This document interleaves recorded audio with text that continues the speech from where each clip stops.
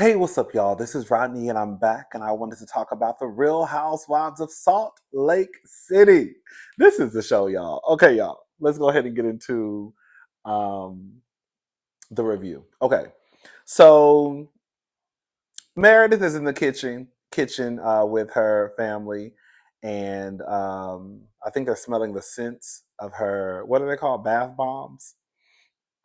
And they start to talk about the situation that happened between her and Angie, and she said that Angie hits below the belt and it triggered her. Then they skip over to Angie having a conversation. Let me see something. What is it? Angie is so dramatic, girl. Angie was in the confessional, girl, voice just shaking. I haven't stopped crying since Meredith kicked me out of her event. I said, girl, Angie, girl, your feelings are not that hurt to the point where now you're in the confessional and your voice is shaking because you're just so distraught. You're just so damaged. Girl, your feelings are just so hurt that Meredith kicked you out of her party. Yeah. Anyways, okay, I'm not gonna spend too much. I'm gonna try not to spend too much time on this because I do not feel like crying and I'm not doing all that carrying on. Okay, um, so Mary and Angie. Mary goes over to Angie's house. Girl, this is Mary. Girl, now mind you, Angie probably got a 10,000 square foot house. Okay, and this is Mary knocking on the door.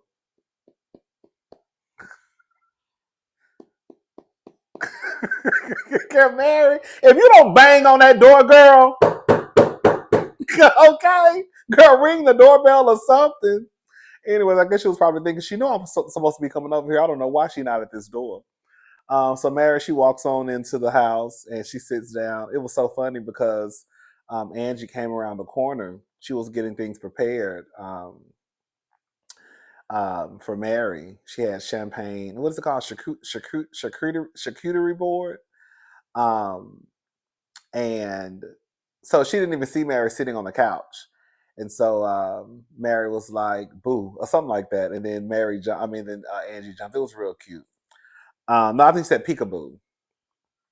And then Mary tells Angie about Robert Jr. I thought it was very telling that when Mary finally opened up about what was happening in her life, um, that she opened up to Angie and not Meredith. hmm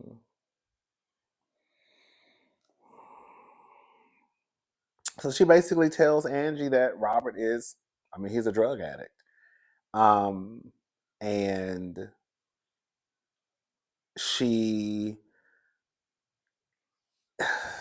if she doesn't place fault on herself, like if I don't blame myself, whose fault is it? Let me just say something. And then we're going to move on from this and we're going to get into the kikis and the laughs, okay? I do believe, just hear me out, I do believe that when parents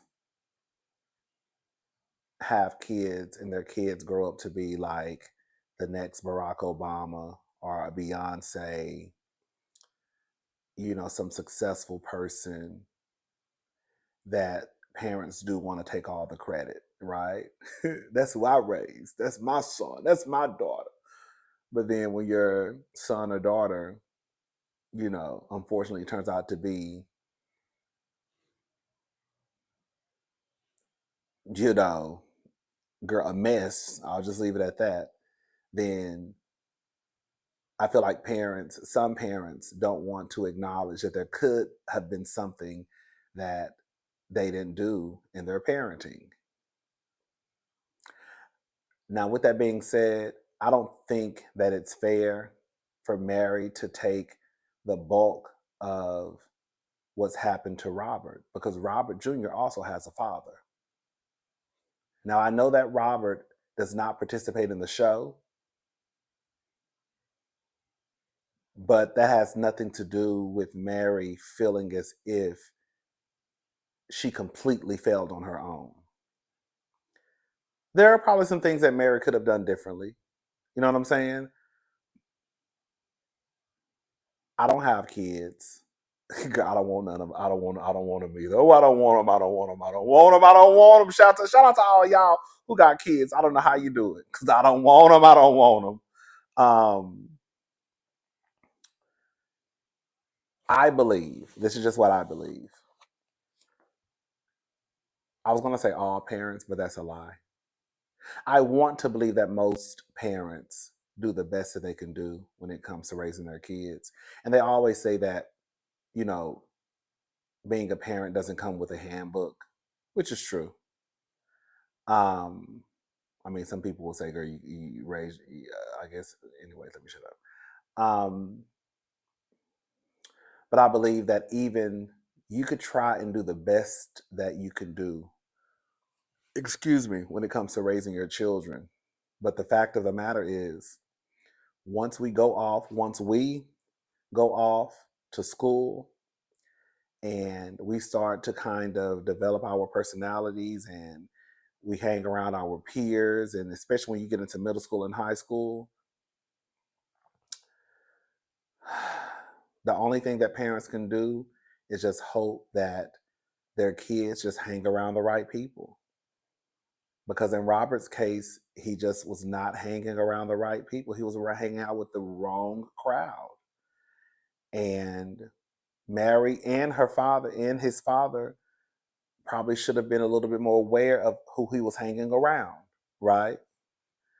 Um, but it doesn't take away from what I feel is a fact that when we do start to go to school, whether it's elementary school, intermediate school, especially middle school, high school, that girl, we're around some of us, especially if you have parents who work. Some kids are probably around their friends at school, their peers at school, probably more than they're around their parents sometimes. You have some people out there who may not even see their parents until the weekend comes, because if the kids go to school, right, and then you have parents who probably work a night shift, by the time the parents probably get home, the kids are probably already in bed. You see what I'm saying? So there's so much that you have to think about. Um, and when your kids, when your kids are around people at school, you just never know what's going on at these schools, and you just never know. So I do believe that parents, again, I don't have kids. I do believe that parents should also realize that even if you are doing the best that you can do, that society does play a big part. People do play a big part in how sometimes your kids turn out. You could try and give your kids A, B, C, D, E, F, G, 1, 2, 3, 4, 5, 6, 7. And girl, they get to school and start making friends with people, or they just skip over everything you said and go straight to 99. You know what I'm saying? And you like, girl, I told you 1, 2, 3, 4, 5, 6, 7. I told you A, B, C, D, E, F. And you don't went all the way to T. You don't went all the way to 76. You know? So yeah. Um, she says, I don't have help. I don't have a mom or a grandmom. And she just basically says she's gonna try to do what she can do, the best she can do to try to help Robert Jr. And I don't blame her because, not to sound ignorant, but it would be one thing if Robert Jr. was 60 years old and had been strung out on drugs for 40, 50 years. You know what I'm saying? Then I could see how somebody could be like, girl, listen, I know it sounds mean, but girl, I'm just going to wipe my hands clean because there's nothing I can do. He's been strung out for 40 years, right? But he's still a young person. He's still young, you know? Anyways, all right, y'all. We done with that. Let's move on. Now let's get into the mess. Baby, when I tell you Bronwin was tore up by a dog. Now for the girls and boys and non-binary, girl, transgender, girl, for the girls who don't know, I do not fool with dogs. Baby, the way that dog would have to be put down, girl, somebody getting sued. And that dog is going, girl, all dogs go to heaven, okay? Girl, when I tell you, Bronwyn said that she was at, I think, a dog park. And someone had their dog off of a leash, and the owner, was on the phone. the dog attacked her. When I tell you, you could literally see like the holes, girl, in Bronwyn's skin. Girl, when I tell you her legs are all bruised up, girl, the way it's not funny. Girl, the way Bronwyn was walking around here with her arm like this, like the whole trip, girl, like it just was a mess. And I was like, girl, this is horrible. Girl, can you imagine? When I tell you, girl, I have never been attacked by a dog. I'm not a big fan of dogs at all. Okay. The only dogs that I can probably halfway deal with are my niece's dogs. And it's because they scared of me. Because I think I done did so much hollering and screaming and stomping my foot that anytime they see me, girl, they look, they go the other way. Okay. Get away from me! Move! Fucking bitches. Okay. Anyways, Bronwyn. Bronwyn, girl, we have to call a thing a thing. You called Lisa to ask Lisa, should you get everyone gifts? Lisa tells you no. You still get the gifts. Now, at that point, girl, I would have had a little bit of an attitude too, because even though I wouldn't care, like if it was me, I would have been like, girl, what are you bringing? Oh, I'm just gonna bring some, give them all, individual passport booklets. Oh, okay, cool, that's cool. You can get it. Okay, but the simple fact, it still doesn't. It still remains that you asked Lisa. Lisa told you no. You still did it anyways. Girl, you should have just did what you was gonna do. If you're gonna ask permission and she denied you, and you still do it anyways. So they get to the resort. When I tell you, girl, the villas are nice, nice, nice, nice, nice. I don't know if Lisa is in competition with Bronwyn, but I think she was trying to show, she said it, that she can show these girls how to, how to, basically how she travels, how to go out of town, luxury. Now, girl, I'm not sure, I don't remember, and maybe they have. I'm sure they probably have at least once or twice. Lisa, girl, you've been on the show since season 1. If the girls don't know how you travel now, by now, girl, if you don't know me by now, okay, you will never ever know me. If they don't know how you travel by now, then they ain't gonna never know. So, anyways, in the Villa 1, it's Meredith, Heather, Lisa, Brittany. Villa 2, it's Bronwyn, Angie, Whitney, and Mary. Now, Lisa, she broke it up by who had beef with who, right? But she clearly didn't consider, or she clearly didn't care, that Bronwyn had beef with Angie and Whitney. Hey! Bronwyn feels like Lisa is trying to put her in her place by doing what she did with the rooms. Well, hold up. Oh, excuse me. Okay. So now Bronwyn is in this situation where now I have to be roommates with two out of the four bitches that's in this house. Girl, we don't even fool with each other. You know what I'm saying? I don't fool with Whitney or Angie, and they don't fool with me, right? I'm getting ahead of myself. So now Angie goes to not Lisa's. Angie goes to Whitney's, and Whitney, I think it was Whitney's room, and Angie walked over. So that she basically, Whitney and Angie were talking, and then Bronwyn came and knocked on the door, and to join, to talk. And so she walked in. They were already talking about, Bronwyn being in the same villa as them. And so Bronwyn is basically, airing out her grievances as it pertains to Lisa in the room situation. When I tell you, I'm not gonna lie. When I tell you Whitney had me cracking up, you have to go back and watch the episode, girl, when Bronwyn was talking to Lisa about basically being pissed off about the rooms. Lisa was looking at not Lisa. Whitney was looking. Girl, Whitney was looking at. Whitney, I can't even get it out. Hold up. Girl, Real Housewives of Salt Lake City have me laughing my ass off. It be little shit. Girl, Whitney was looking at Bronwin like this. Like, bitch, get out of my face. Girl, I don't fool with you and you don't fool with me. And now you think I care that you mad about Lisa? You know what I'm saying? after you tried to throw me under the bus with Lisa, now you want to come complain to me about Lisa. Girl, get out of my face.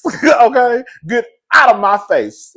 So, anyways, um,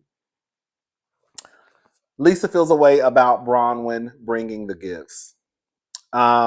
Angie, when I tell you, Angie, you ain't shit, and you ain't gonna never be shit. When I tell you, Angie got Meredith. So remember when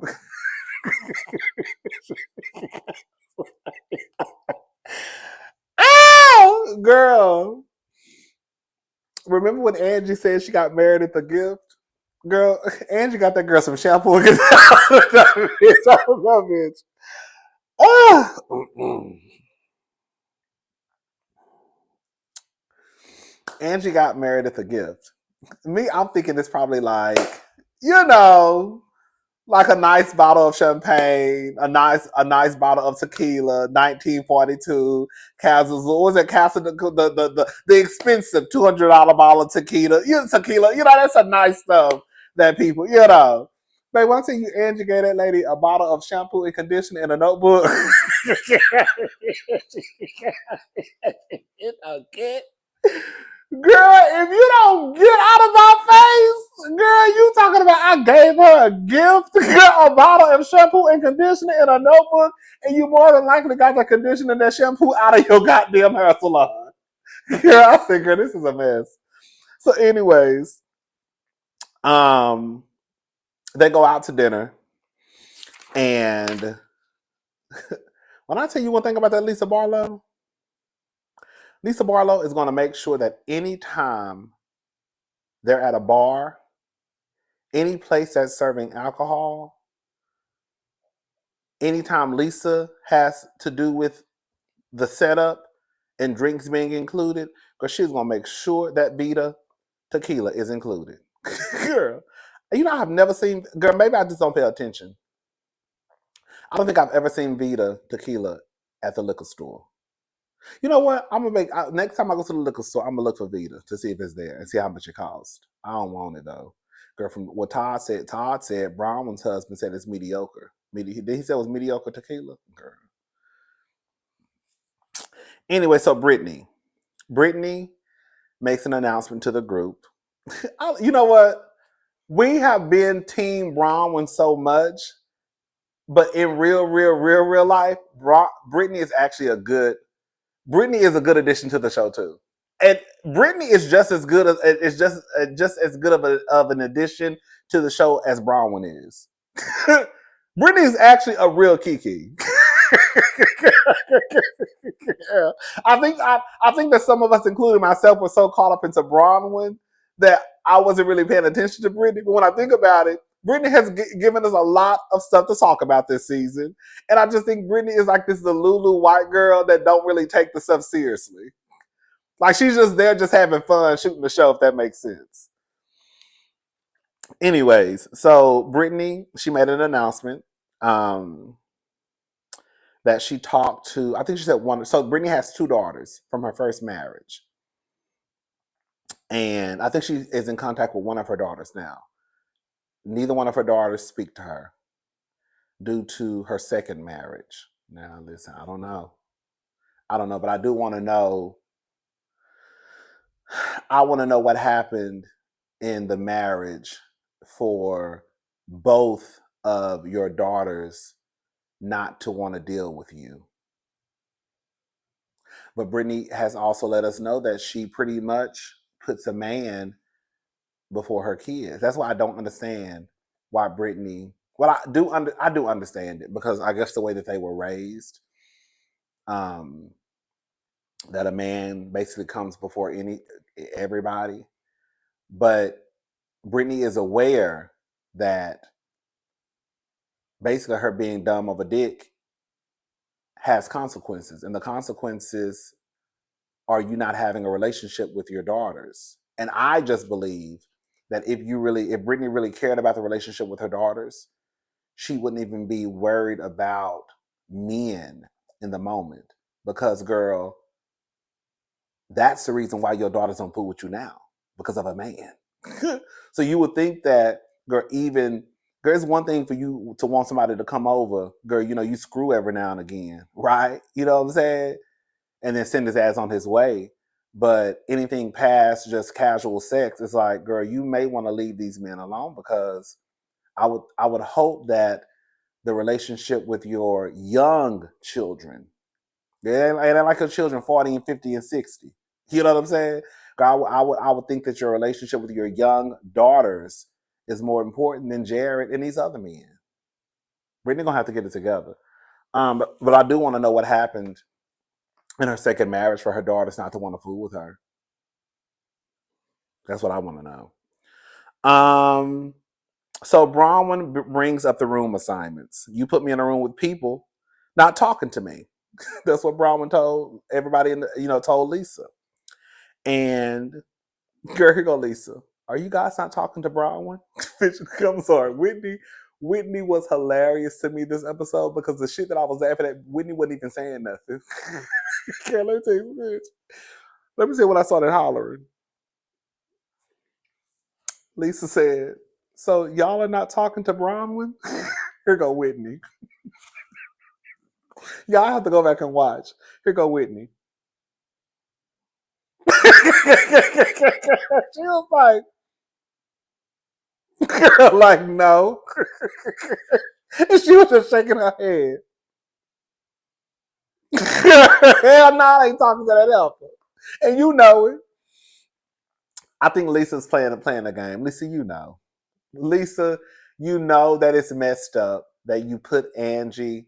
If this is the problem, Lisa is making it seem as though her reasoning for choosing the rooms was based off of the beefs. If that was your reason, then if you've been knowing Bronwin the longest, because that's what Bronwin said, you've been knowing me the longest out of all these ladies. If you've been knowing me the longest, there's no way that Lisa did not know that Bronwin wasn't fooling with Angie or Whitney and vice versa, right? And with that being your friend, and based off of you assigning the rooms based off of who got beef with whom, right? Then you would think that your friend, after you will make sure that she's just as comfortable. But Lisa knows what she's doing, right? Bitch, when I tell you wrong, girl, I don't care what nobody say. Even the times I'm like, Bronwin, you low key wrong, Bronwin still be right to me. Okay? Like, here go Bronwin. You getting a little bass in your voice. Now, Bronwin, Lisa ain't got no bass in her voice. I think Bronwin was just getting pissed off. Girl, you getting a little bass in your voice. And then she told Brittany, girl, Brittany tried to join in into the conversation. I'm not even looking at you, Brittany. I'm talking to Lisa. And it was so funny because even when she said, I'm not even looking at you, Brittany, I'm talking to Lisa, she kept looking at Lisa and talking directly to Lisa. Can I say something? You know what's so crazy, y'all? I'm going to go ahead and say this and I'm going to be done with it. It's so crazy because when I watched this scene, I saw Brittany join in on the conversation. Heather chimed in on the conversation. Whitney chimed in on the conversation. And it just kind of brings me back to what I was saying about the Real Housewives of Beverly Hills. I think it's weird, even with Garcelle not liking Dorit, I think the line is moving because when we watch these shows, people join in on the conversations, whether you like them or not. Now it's this rule, I guess, with Dorit and Garcelle. Well, Garcelle don't even like Dorit, so why she joining in on the conversation? Girl, half of these bitches on Salt Lake City don't like each other, and they still chiming in. But no one's going to say, why are you chiming in? Because we're just watching the show. You see what I'm saying? We're just watching the girls go back and forth. So now it's You can't chime in on the conversation if it doesn't have anything to do with you, even though we can see even Whitney saying, can you just say you're sorry? I made you feel this way. That's what she told Lisa. Whitney don't like Lisa, and Lisa don't like Whitney. So why is Whitney jumping into a conversation that has nothing to do with her when it's really between Bronwin and Lisa? Why is Brittany jumping into the conversation? Why is Heather trying to jump into the conversation when, you know what I'm saying? Like, people are all having something to say in a conversation that really is between Bronwin and Lisa. And again, as I've stated before, we see this happen all the time on Housewives. I just think it's weird now the girls, I don't know. Girl, I just think it's weird. I know what it is, but so I guess the rule is now, if you have beef with somebody, just don't say nothing to them in a conversation that has nothing to do with you. I guess that's where we at, right? Okay. Anyways, so Lisa is trying to make it about the rooms. This is the thing. I hate when people act dumb and stupid at the same time. I mean, dumb and stupid. I hate when people act smart, try to act smart and dumb at the same time. Lisa, you know it's not about the rooms. It's not about the villa. The villa is gorgeous. It's about what the room assignment represents. You said out of your mouth, you base the rooms off of basically who has problems with whom. But then your good Judy, you put her in a room, a villa, with two other girls who she don't really fool with and don't really fool with her. And this is supposed to be your good Judy.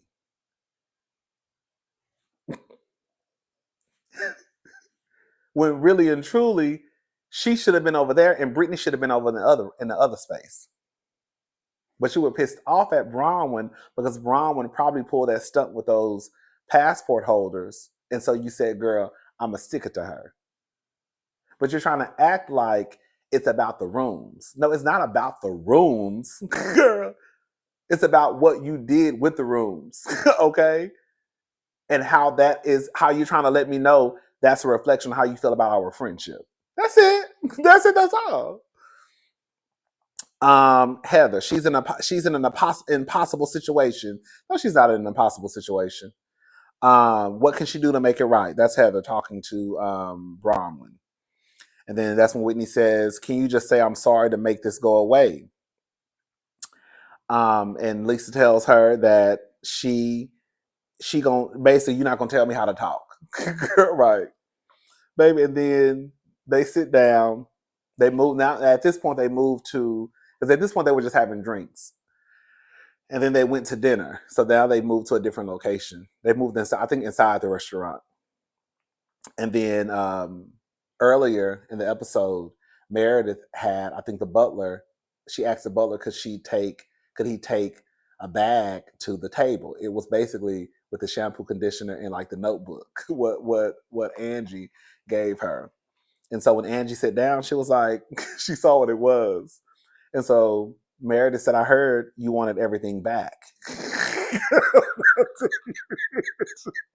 Hold up. Bitch, listen. This is a conversation between Angie and Meredith. So Meredith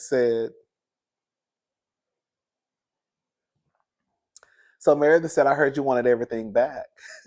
And then Angie said, is that what I said? And then Meredith said, is that not what you said? And then Angie said, is that what I said, Meredith? Then Meredith said, yes, that's what I was told you said. And then Angie said, that's what I said? And then Meredith said, is that what you said or not? And then Angie said, who said that? And then Meredith said, did you say it or didn't you?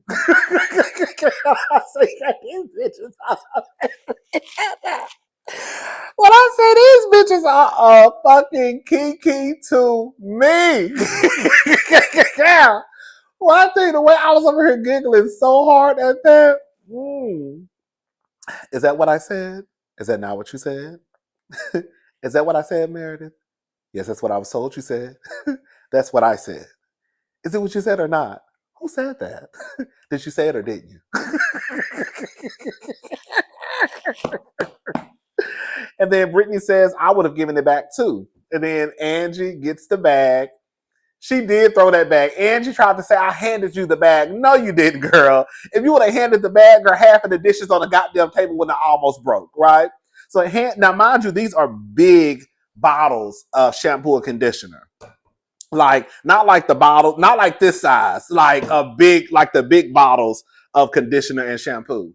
So those are in a bag, and also the notebook. And when she was handing over the bag, I think she had it sideways, and then the shampoo and the conditioner fell on the table. Baby, girl.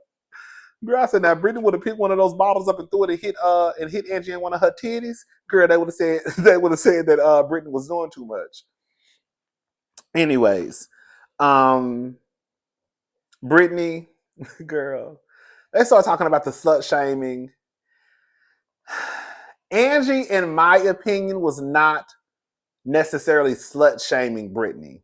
If anything, the whole conversation about sluts got started because of Brittany. And then Angie, being the bone carrier, went back and told what Brittany had said. And so Angie was replying to Brittany, basically referring to her as a slut. So if anybody low-key was doing the slut shaming, it really was Brittany. Okay? But listen, this is the thing with Brittany. Brittany, I don't know if she is screwing three guys or not, okay? Oh, girl.